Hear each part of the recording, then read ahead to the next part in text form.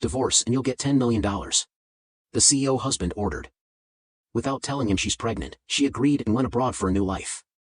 Then the husband was completely panicked. Chapter 1: A Night of Absurdities. Anastasia, help! I've been molested at the club. The desperate and helpless sound of her best friend's voice was the only thing on Anastasia Tillman's mind as she rushed over to the clubhouse. Room 808.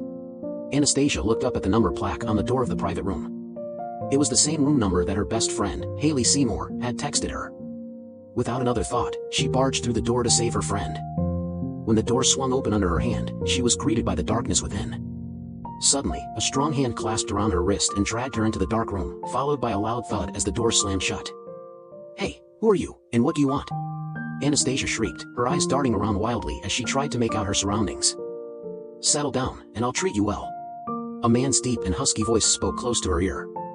The next second, Anastasia was unceremoniously tossed onto the couch, and before she could scramble to her feet, a lean and strong body pinned her down.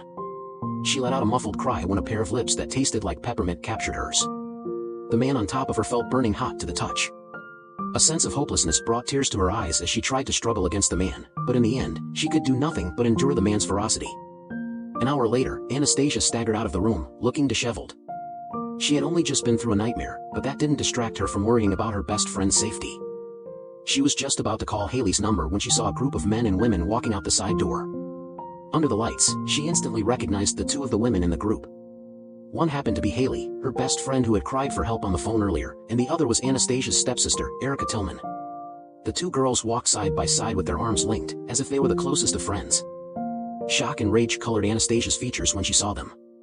"Stop right there, Haley," she called out loudly over the distance as her fists clenched tightly at her sides. Upon hearing this, Haley and Erica swiveled around to face her.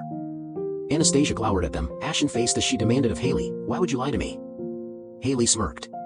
"It's not my fault that you're always so gullible, Anastasia." "Did you have a good time with that gigolo back there?" Erica asked in a sing-song voice, smiling wickedly. It was only then that Anastasia realized that both of them had